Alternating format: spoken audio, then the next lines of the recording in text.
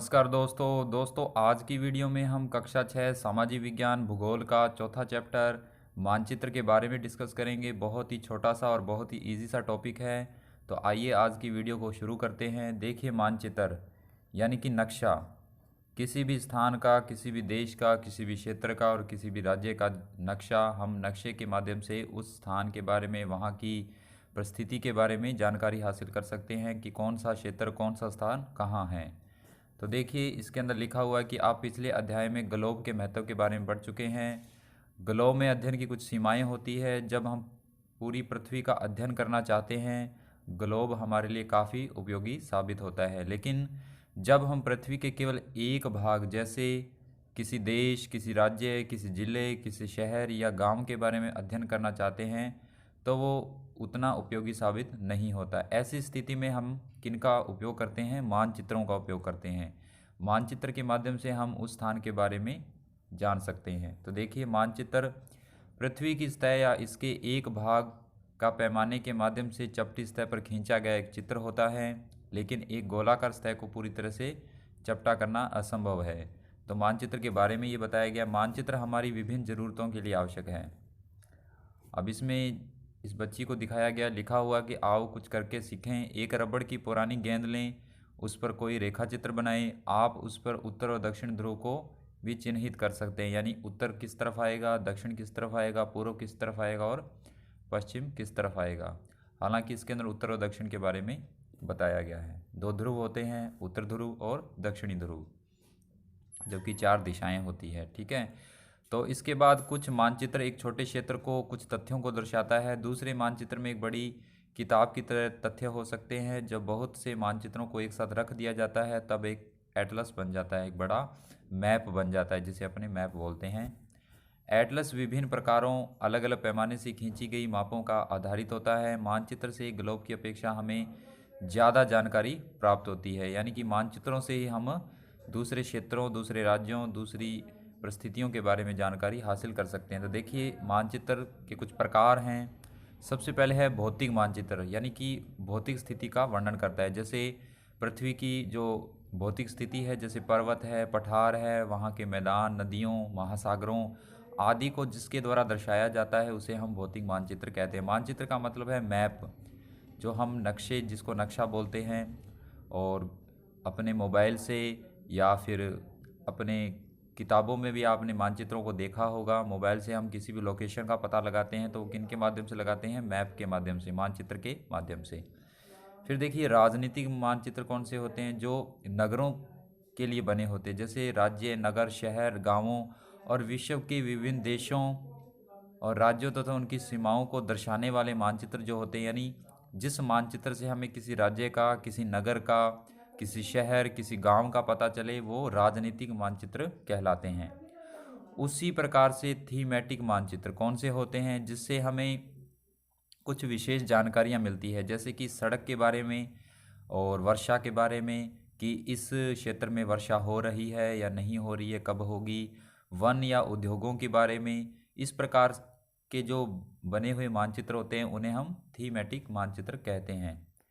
फिर देखिए, मानचित्र के तीन घटक होते हैं: दूरी, दिशा और प्रतीक। सबसे पहले है दूरी। मानचित्र एक आरेखण होता है, यानी एक रेखा होती है जो कि पूरे विश्व या उसके एक भाग को छोटा कर कागज़ के एक पन्ने पर दर्शाता है। हम कह सकते हैं कि मानचित्र छोटे पैमाने पर खींचे जाते हैं। आपने मैप देखे होंगे, उसमें रेखाएं खींची हुई होती हैं, लेकिन इसे इतनी सावधानी से छोटा किया जाता है ताकि स्थानों के बीच की दूरी वास्तविक रहे। हम किसी भी मानचित्र को बड़ा कर सकते हैं। स्टार्टिंग में वो छोटे रूप में दिखाई देता है, लेकिन जैसे जैसे हम उसको वाइड करते हैं, बड़ा करते हैं, तो हमें वहाँ की स्थिति की जो जानकारी है और ज़्यादा प्राप्त होने लगती है। फिर देखिए कि यह तभी संभव हो सकता है कि जब कागज़ का एक छोटी दूरी स्थल की बड़ी दूरी को व्यक्त करता है। इसलिए इस उद्देश्य के लिए एक पैमाना चुना जाता है। पैमाना स्थल पर वास्तविक दूरी और मानचित्र पर दिखाई गई दूरी के बीच का अनुपात होता है। उदाहरण के लिए, आपके विद्यालय और आपके घर के बीच की दूरी कितनी है? 10 किलोमीटर है मान लीजिए, जिसे मानचित्र पर 2 किलोमीटर की दूरी से व्यक्त किया जाता है। यानी कि जब आप मानचित्र में देखेंगे तो आपको अपने घर से स्कूल की जो दूरी है वो 2 किलोमीटर दिखाई देगी। जो वास्तविक जो दूरी होती है वो 10 किलोमीटर हो सकती है, यानी कि इसी प्रकार से व्यक्त की जाएगी।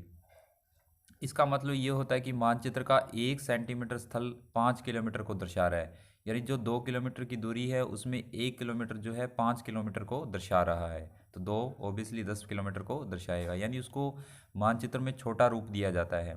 वास्तविक दूरी को हम छोटे रूप में देखते हैं। तो ये है मानचित्र। इस प्रकार पैमाना किसी भी मानचित्र के लिए बहुत ही महत्वपूर्ण होता है। अगर आपको पैमाने की जानकारी है तो मानचित्र पर दिए गए किसी भी दो स्थानों के बीच की दूरी का पता आप लगा सकते हैं। उसके बाद देखिए, मानचित्र पर 5 सेंटीमीटर स्थल के 500 किलोमीटर को दर्शाता है, यानी पैमाने को छोटा किया जाता है। इस छोटे पैमाने को ही हम क्या बोलते हैं? मानचित्र बोलते हैं। और उसके बाद जब एक छोटे क्षेत्रफल वाले भाग जैसे आपके गांव या शहर को कागज़ पर दिखाना होता है तब हम पैमाने का उपयोग करते हैं। जैसे स्थल पर 500 मीटर की दूरी को मानचित्र पर 5 सेंटीमीटर से दर्शाया जाता है। अब देखिए, यानी कि 500 मीटर की जो दूरी है, थोड़ी सी दूरी को 5 सेंटीमीटर में पैमाने के अंदर दर्शाया जाता है, यानी उसका शॉर्ट रूप, छोटा रूप दिखाया जाता है। इस प्रकार के मानचित्र को बड़े पैमाने वाला मानचित्र कहते हैं। और इधर ये कुछ प्रश्न हैं जो अब देखिए, एक चित्र से आप ज़्यादा चीज़ समझ सकते हैं। देखिए, ये मानचित्र है आपके गांव का, शहर का दृश्य है जिसको मानचित्र के अंदर दर्शाया गया है कि कहाँ पर अस्पताल है, कहाँ दुकानें हैं, कहाँ कुआं है, कहाँ विद्यालय है, कहाँ पेड़ है, कहाँ खेल का मैदान है। ये एक नक्शे की रूपरेखा है जिसे यानी चित्रित किया गया है रेखाओं के माध्यम से। मानचित्र के अंदर रेखाओं के माध्यम से इसे चित्रित किया गया। देखिए, नीचे लिखा भी हुआ है गांव का मानचित्र।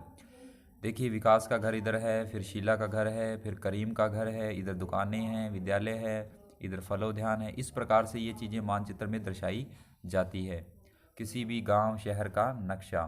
फिर देखिए दिशाएं। आप जानते हैं कि ऊपर की तरफ जो है उत्तर दिशा, नीचे की तरफ दक्षिण दिशा, और हमारा जो यानी अगर हम इस दिशा में खड़े होते हैं तो देखिए पूर्व और पश्चिम, मैं जिस एंगल से आपको पढ़ा रहा हूँ, मेरा जो दाहिना हाथ होगा उस तरफ पूर्व होगा और बाहिना हाथ होगा उस तरफ पश्चिम। और इनके बीच में भी दर्शाए जाते हैं, जैसे उत्तर पश्चिम है, दक्षिण पश्चिम है, उत्तर पूर्व है या दक्षिण पूर्व है, इस प्रकार से।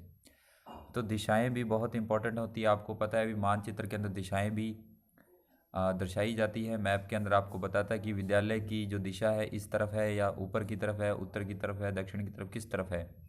तो यानी दिशा का भी बहुत महत्वपूर्ण रोल होता है मानचित्र के अंदर।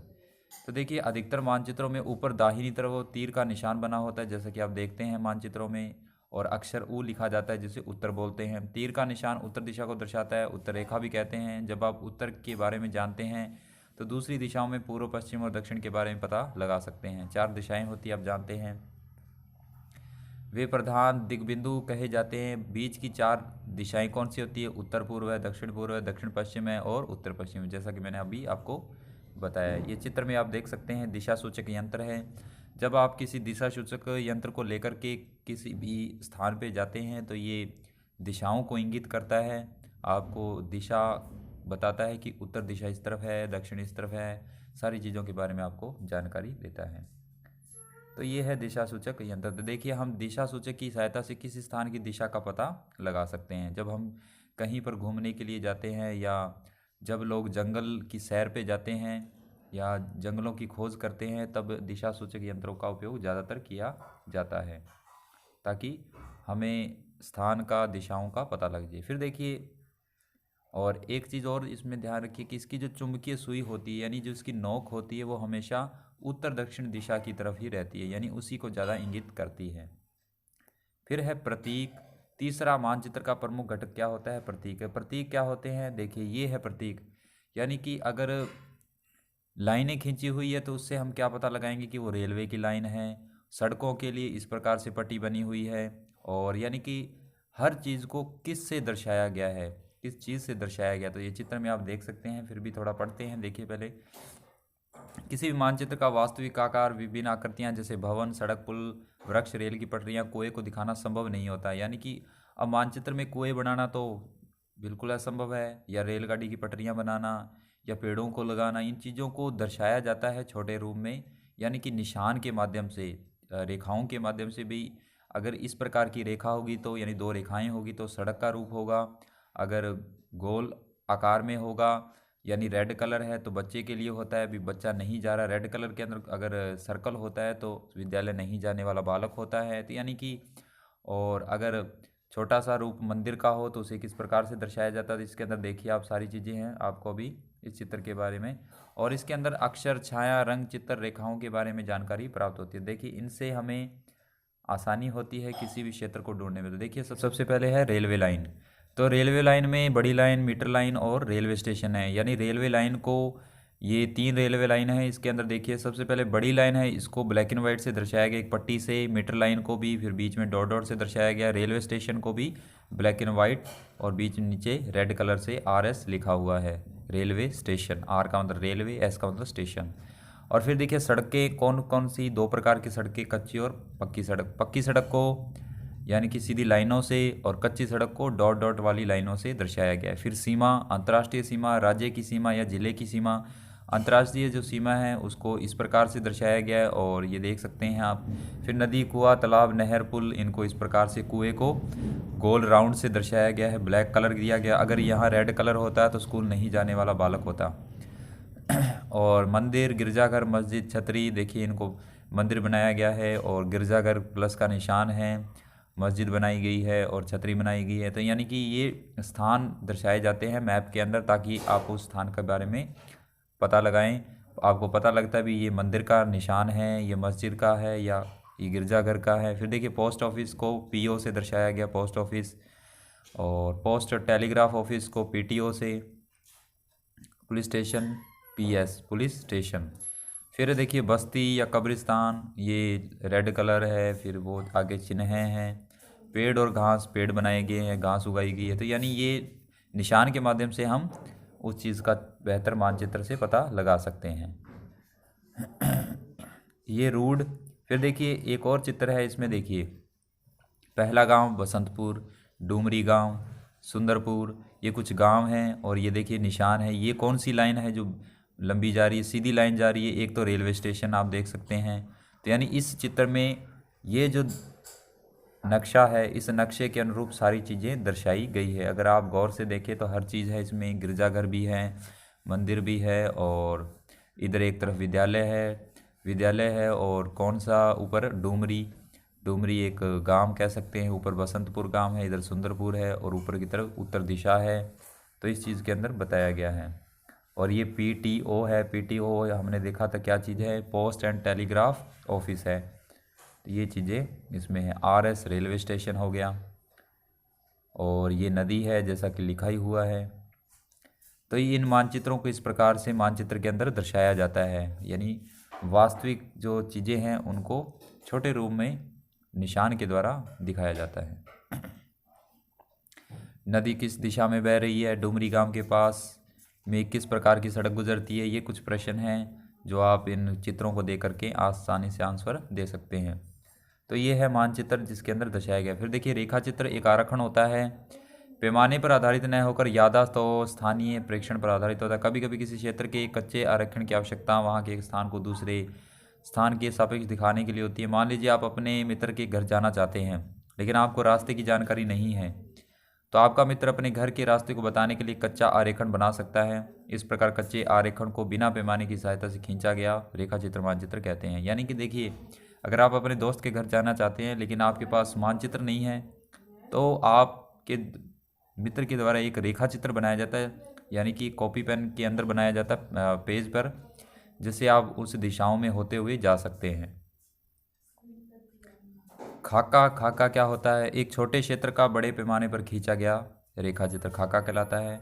देखिए कुछ खाके होते हैं, एक बड़े पैमाने वाले मानचित्र से बहुत सारी जानकारियाँ मिलती है, बहुत सी चीज़ें होती है। जब कभी हम जानना चाहते हैं कमरे की लंबाई चौड़ाई, मानचित्र में नहीं दिखाया जाता। अगर किसी कमरे की लंबाई चौड़ाई के बारे में हमें जानना है तो वो हम मानचित्र में नहीं देख सकते। खाका होता है, आपने नाम सुना होगा ब्लूप्रिंट। अगर घर का ब्लूप्रिंट चाहिए, किसी शहर का चाहिए, तो उसके अंदर हर चीज़ के बारे में, अगर घर का ब्लूप्रिंट चाहिए तो उसके बारे में सारी जानकारी उसके अंदर होती है। ब्लूप्रिंट जो होता है यानी उसमें हर प्रकार की आपको जानकारी मिलेगी, घर के एक एक कोने की, कि रसोई कहाँ है और घर की दीवारें हैं उसकी लंबाई चौड़ाई कितनी, यानी हर प्रकार की जानकारी खाके के अंदर दर्शाई जाती है। तो ये होता है खाका, जिसे ब्लूप्रिंट नाम दिया गया है। इसके बाद देखिए दोस्तों, इसके बाद क्वेश्चन आंसर है। ये छोटा सा आपका लेसन था कि जो मानचित्र होता है वो 3 चीज़ों पर डिपेंड करता है। ये इस चीज़ का आप ध्यान रखें। वो 3 चीज़ें क्या हैं? तो वो 3 चीज़ें देखिए, दूरी पर, दिशा पर और प्रतीक पर। इन तीनों चीज़ों पर जो मानचित्र है वो डिपेंड करता है। तो आज का बस छोटा सा ये चैप्टर था और इजी सा चैप्टर था। और आई होप ये वीडियो लेक्चर आपको अच्छा लगा होगा। अच्छा लगा तो वीडियो को लाइक करें और अपने दोस्तों के साथ शेयर भी करें और ज़्यादा से ज़्यादा इस चैनल से जुड़ें। अगर आप इस चैनल के लिए नए हैं तो इस चैनल को सब्सक्राइब करें, साथ में बेल आइकन को भी प्रेस करें ताकि जो भी हम वीडियो अपलोड करें उसके जो नोटिफिकेशन आपको टाइम पर मिलते रहें। इसी उम्मीद के साथ मिलते हैं नेक्स्ट वीडियो लेक्चर में, यानी कि इसी के पार्ट के साथ जिसके अंदर हम क्वेश्चन आंसर को डिस्कस करेंगे। तब तक के लिए अपना ख्याल रखें, सुरक्षित रहें। इसी उम्मीद के साथ धन्यवाद।